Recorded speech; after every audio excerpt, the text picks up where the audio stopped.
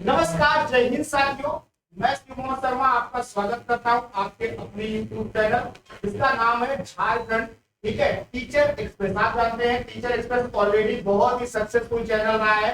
ठीक है, आप जाके यूट्यूब पे देख सकते हैं, ऑलरेडी मोर देन 80,000 सब्सक्राइबर है, वहां पे आप जाके देख सकते हैं। हमने उसी पे आगे बढ़ाते हुए आपके लिए झारखंड विशेष श्रृंखलाएं शुरू की है, उसी से रिलेट करके, ताकि जितने भी झारखंड के स्टूडेंट हैं उनको कोई भी परेशानी ना हो और उनको हम सारी की सारी चीजें एक ही प्लेटफॉर्म पर उपलब्ध करा सकें, चाहे वो झारखंड से रिलेटेड किसी भी एग्जाम की तैयारी कर रहे हैं। तो आज उसी श्रृंखला में हम आगे बढ़ते हुए पार्ट 3 आ चुके हैं नदियों का। नदी हम आपको पढ़ा रहे हैं, पार्ट 1 और पार्ट 2 हमको आपको ऑलरेडी पढ़ा चुके हैं। तो आपको ध्यान रखना है कि पार्ट 1 और पार्ट 2 देखने के बाद ही डायरेक्टली पार्ट 3 देखना, वरना आपको समझ में नहीं आएगा नदियों का क्रम, क्योंकि क्रम से हम चलते चल रहे हैं। तो पार्ट 1 और पार्ट 2 जरूर देखिए। आज पार्ट 3 आपको झारखंड की नदियों के बारे में हम पढ़ाने वाले हैं। तो बस करना आपको एक छोटा सा काम है। क्या करना है आपको? आप तुरंत हमारे YouTube चैनल को सब्सक्राइब करिए, साथ में लाइक करिए, कमेंट करिए और अपने दोस्तों के साथ जो भी तैयारी कर रहे हो या तैयारी करना चाहते हो या निकट भविष्य में तैयारी करने का सोच रहे हो, उनको जरूर शेयर करिए, ताकि उनको भी पता चल सके कि कैसे क्वेश्चंस आते हैं या कैसे आपको जीएस तैयार करनी है। तो चलिए इसी के साथ आज का हमारा चैप्टर शुरू करते हैं। हम झारखंड की नदियां पढ़ रहे थे, ऑलरेडी बहुत सारी नदियों को हमने कवर कर लिया। जैसा कि आप जानते हैं, हम लोग दामोदर देख चुके हैं, साथ में हम आपके बाराकर देख चुके हैं, सुवर्णरेखा संत नदी, साउथ कोयल तक देख चुके हैं, और भी नदियों के बारे में जानकारी लेंगे। तो आज आगे हमारे पार्ट 3 में कौन सी नदियां आने वाली है? तो आज पार्ट 3 में हम आपको पढ़ाने वाले सबसे पहली नदी कौन सी? आपकी सोन नदी। बहुत ही इंपॉर्टेंट है, यूपीएससी तक क्वेश्चन आ चुका है इसमें, और इसका बहुत ही इंपॉर्टेंस है, इसको जरूर ध्यान से देखिएगा। तो सोन नदी की जब बात करेंगे, ठीक है, तो झारखंड की उत्तरावती नदी है, यानी उत्तर से आती है, उत्तर की तरफ बहाव है इसका, कहां जाके मिलती है तो बताएंगे। इसका उपनाम क्या है? तो इसे झारखंड में सोनभद्र या हिरण्यवा के नाम से जाना जाता है। ठीक है, इसको जरूर याद करिएगा, दोनों सवाल पूछे जाते हैं। खास करके सोनभद्र और हिरण्यवा के नाम से किसको जाना जाता है? सोन नदी को जाना जाता है, इसको जरूर याद करिएगा। बात करें अगर इसके उद्गम की, तो कहां से है इसका उद्गम स्थल? तो इसके उद्गम स्थल की जब बात करेंगे तो ये है मैकाल की पहाड़ियों से, मैकाल पर्वत की, ठीक है, और अमरकंटक की पहाड़ियों के आसपास। ठीक है, मैकाल पर्वत और अमरकंटक की पहाड़ियों के बीच से निकलती है।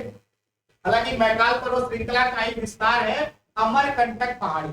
तो आपको मैकाल तो रेयर मिलेगा एग्जाम में सिर्फ आपको मिलेगा अमरकंटक। तो सीधा अमरकंटक ही मार के आना, मैकाल के ज्यादा चक्कर में मत पड़ना, क्योंकि मैकाल का विस्तार है अमरकंटक। ठीक है, तो आपका सीधा सीधा आंसर क्या होगा एग्जाम में? अमरकंटक की पहाड़ियां। बिल्कुल भी कंफ्यूज मत होना, थोड़ा सा डिटेल के चक्कर में हमने उसको बता दिया है, मान ले कभी टफ करने के चक्कर में पूछ लिया। वहीं अगर बात करें इसका संगम यानी मुहाना, यानी कहाँ जाके मिल जाती है, तो ऑब्वियस आप सबको पता है ये गंगा की सहायक नदी है।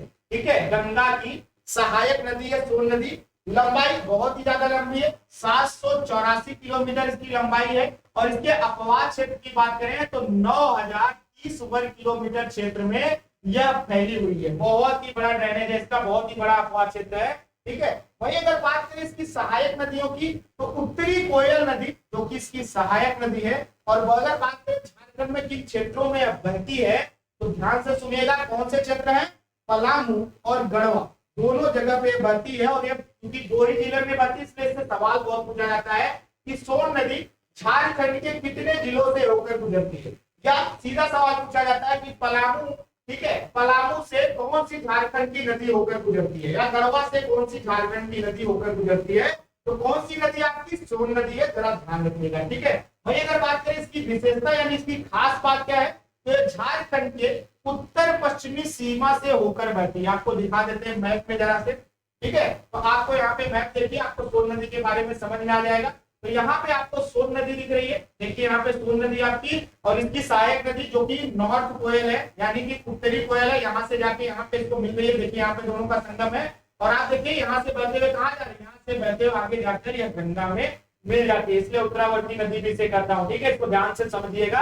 ठीक है, आपको मैप के थ्रू जाना पड़ना है। जब भी आप नदियां पढ़े, जब भी आप कोई भी बांध पढ़े, जब भी आप कोई भी झील पढ़े, जब भी आप कोई पहाड़ी क्षेत्र पढ़े, आपको सब थोड़ा सा मैप में देखते हुए चलना है। मैप जब आपको याद रहेगा ना, तो बहुत बार आपके क्वेश्चन नॉर्मली सॉल्व हो जाते हैं। जैसे कि आपको पता है कि कोई जिला मान लीजिए नीचे की तरफ है, कोई जिला यहाँ पे है, और यहाँ पे पूछ लिया किसी नदी का नाम, तो आपको पता है कि सुमन रेखा नीचे की तरफ भी बहती है, तो ऑब्वियस है जैसे बाराकर रहेगा या आपका फाल्गु रहेगा, कुनकुन रहेगा, सोन नदी रहेगा इसके साथ, तो आपको पता है उत्तरावर्ती नदियां, तो आप ऑप्शन कट कर सकते हो। यार ये 3 ऑप्शन कट हो गया, नीचे एक ही दिख रही है, कौन सी नदी दिख रही है? सुमन रेखा, जो कि साउथ में है।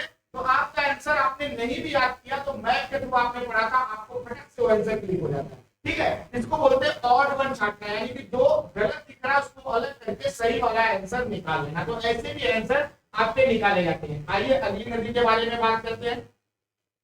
तो आपकी अगली नदी कौन सी है सोन नदी के बाद?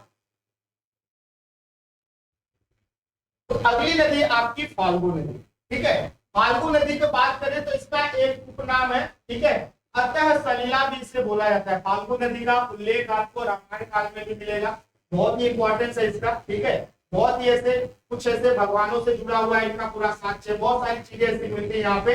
तो बहुत ही पवित्रता के नाम से भी फाल्गु नदी जानी जाती है। ठीक है, पवित्र नदियों में भी मानी जाती है। ठीक है, और इनका नाम क्या है? अतः सलिला इन्हें कहा जाता है, उपनाम है। उद्गम की बात करें अगर तो छोटा नागपुर के पठार के उत्तरी भाग से इनका उद्गम होता है। जिसका? फाल्गु नदी का। वही अगर बात करें मुहाना उसके संगम की बात, यानी कहाँ जाकर मिल जाती है? तो इसके बगल में ही बह रही है। ठीक है, कौन सी नदी? पुनपुन नदी, जिसमें जाकर यह समाहित हो जाती है, यानी जिसमें जाकर यह मिल जाती है।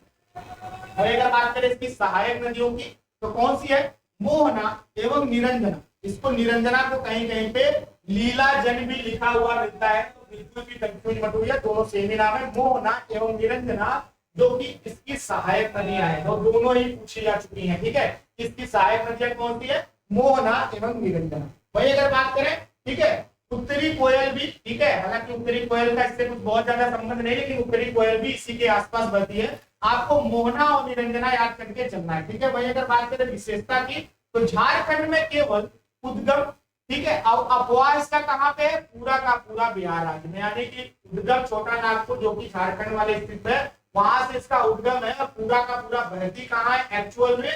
तो एक्चुअली बहती है आपके बिहार राज्य में। ठीक है, और पितृपक्ष के समय स्नान एवं पिंडदान के लिए लोग आते हैं। ठीक है, तो आप देखिए इसका इंपॉर्टेंस मैं बता रहा था ना, इसको आपको रामायण काल में मिलेगा इसका इंपॉर्टेंस। ठीक है, तो पितृपक्ष के समय स्नान और पिंडदान के लिए लोग यहाँ पर आते हैं। ठीक है, तो इसको याद रखिएगा, बिल्कुल भी भूलिएगा नहीं। हालांकि कुछ लोग ऐसा भी मानते हैं, ठीक है, कि अगर हाथ डालो नीचे तो फाल्गु नदी का अंदर से पानी बालू के नीचे से बहता हुआ दिखाई देता है। बहुत बार ऐसा लोग मानते हैं, तो कहीं पे ऊपर दिखते हैं, कहीं पे नीचे दिखते हैं। तो बड़ा इंपॉर्टेंस है, बड़ा इसको ध्यान रखिएगा, यानी धार्मिक नदी है एक तरह से, ऐसा भी समझ लीजिएगा। वही अगर बात करें अगली नदी की, तो अगली नदी कौन सी है हमारी? तो अगली नदी है पुनपुन नदी। ठीक है, पुनपुन नदी की बात करें तो इसका उपनाम जो है झारखंड में, इसको बमा नदी और कीकट के नाम से जाना जाता है। ठीक है, बमा नदी और कीकट के नाम से जाना जाता है। ठीक है, यानी कि बमागधी और कीकट, बमागधी और कीकट। और इनकी बात करें उद्गम कहाँ से होता है? तो उद्गम इसका पालमू से होता है। ठीक है, पालमू से होता है। और मुहाना यानी कहाँ जाके मिल जाती है? तो यह गंगा नदी की सहायक नदी बन जाती है, यानी गंगा नदी में जाकर यह मिल जाती है। वही अगर बात करें इसकी कुल लंबाई की तो कितनी है? 200 किलोमीटर के आसपास इसकी कुल लंबाई है। और अगर बात करें इसकी सहायक नदियां कौन कौन सी हैं, तो मोरहर एवं दारधा जो कि इसकी सहायक नदियां हैं। इन दोनों के बारे में पूछा जा चुका है, कौन सी? मोरहर एवं दारधा, ये दोनों नदियों को याद करिएगा। ठीक है, दोनों नदियों के बारे में पूछा जाता है कि पुनपुन की सहायक नदियां कौन सी हैं। वही अगर बात करें किसका अपवाह क्षेत्र यानी किस किस जिलों से होकर बहती है, तो चतरा, गया, औरंगाबाद और पटना, जैसा कि आप देख रहे हैं। ठीक है, कुछ आपको बिहार के जिले दिख रहे हैं। ठीक है, तो उसको ध्यान रखिएगा, चतरा, गया, औरंगाबाद और पटना। ठीक है, यहाँ से होकर यह बहती है। ठीक है, तो इसको ध्यान रखिएगा, बिल्कुल भी कंफ्यूज मत होइएगा। तो आइए बात करें जरा, किसको आपको मैप में भी दिखा देते हैं। अगर आपको मैप में देखना है पुनपुन नदी के बारे में, तो यहाँ पे आपको दिख रही होगी पुनपुन नदी, यहाँ पे आपकी पुनपुन नदी है। ठीक है, आप देख रहे हैं यहाँ पे पुनपुन नदी है, और यहाँ से बहती हुई आपको दिख रहा होगा आ रही है नीचे की तरफ। और एक फाल्गु नदी है जो कि यहाँ पे आपके आके मिल जाती है पुनपुन नदी में। ठीक है, फाल्गु नदी और पुनपुन नदी देखिए दोनों बगल बगल ही है, इसलिए फाल्गु नदी का मैप में दिखा था। साथ में आप देख सकते हैं फाल्गु इधर है और पुनपुन इधर है। आइए बात करते हैं अगली नदी के बारे में। तो अगली नदी हमारी सकरी नदी। बात करें अगर सकरी नदी की, तो सकरी नदी की खास बात क्या है कि इसका उपनाम है सुमागधी। ठीक है, उसका अलग था, इसका अलग है, ध्यान रखिएगा, कंफ्यूज मत होइएगा, इसीलिए दोनों साथ में समझते चलिए। इसका है बमागधी और उसका क्या है सुमागधी, यानी पुनपुन नदी है बमागधी और आपकी सकरी नदी है सुमागधी। देखिए थोड़ा सा एक वर्ड का अंतर है और एग्जाम में बहुत ही ज्यादा कंफ्यूजन क्रिएट करता है। छोटी छोटी बातें ना, जैसे सेम वर्ड मैचिंग होते रहते हैं तो आदमी कंफ्यूज हो जाता है। तो एक सु है और एक बर, ठीक है, एकदम कंफ्यूज मत होना, ठीक है। वही अगर बात करें सुमागधी का कहाँ उल्लेख है, रामायण में उल्लेखित नदी है और इसके उद्गम की बात करें तो उत्तरी छोटा नागपुर का पठार जो है उसके उत्तरी छोर से यह निकलती है। वही अगर बात करें मुहाना यानी संगम कहाँ जाकर मिल जाती है, तो मोरहर एवं क्यूल में जाकर इसका संगम हो जाता है। वही अगर बात करें इसकी कुल लंबाई कितनी है सकरी नदी की, तो इसकी कुल लंबाई 200 किलोमीटर के आसपास, इसकी टोटल लेंथ कितनी है 200 किलोमीटर के आसपास है। और वही अगर बात करें इसकी कौन कौन सी सहायक नदियां हैं, तो मोरहर एवं दारधा इसकी सहायक नदियां, दोनों के बारे में प्रश्न पूछा जा चुका है। विशेषता क्या है कि मार्ग बदलने के लिए बहुत ही ज्यादा कुख्यात है, कहीं से बहती रहेगी अगली बार कहीं से। जैसे कि आपका सबसे बेस्ट एग्जाम्पल ले सकते हैं इसमें कोसी नदी का। कोसी नदी नेपाल से होकर बिहार वाले क्षेत्र में आती है और बिहार के स्रोत से जानी जाती है, बिहार के स्रोत के नाम से इसको जाना जाता है, शहरों बिहार के नाम से बोला जाता है। क्यों? क्योंकि कोसी नदी मार्ग बहुत बदलती है। पता लगा एक सर सीधा बह रही थी, जहाँ पे लोग किनारे किनारे होटल बना लिए, घर बना लिए, रहने लगे, बीमार दूर करा हुआ, बोले इधर से गए, अब जितने भी घर होटल या जो भी आपके खेत बाड़ी जो थे सब गए, तो बाढ़ लाने के लिए कुख्यात है, ठीक है। ऐसे ही थोड़ा सा ये भी एक डेंजरस नदी है सकरी नदी, जो कि मार्ग बदलने के लिए कुख्यात है, अगली बार किस तरफ से बह जाएगी नहीं पता, ठीक है, तो इसको याद रखिएगा। तो आप देख रहे थे पार्ट 3 है आपका ये नदियों का, तो आज का पार्ट 3 यहीं पे समाप्त हो रहा है। बाकी जो नदियां वो पार्ट 4 में आपको पढ़ाएंगे। तब तक के लिए बस आपको करना एक छोटा सा काम है कि आप तुरंत हमारे YouTube चैनल को सब्सक्राइब करिए बच्चा, और साथ में क्या करिए अपने दोस्तों को, अपने सहपाठियों को या जो भी तैयारी करने वाले बच्चे हैं उनको जरूर शेयर करिए और साथ में लाइक भी करिए।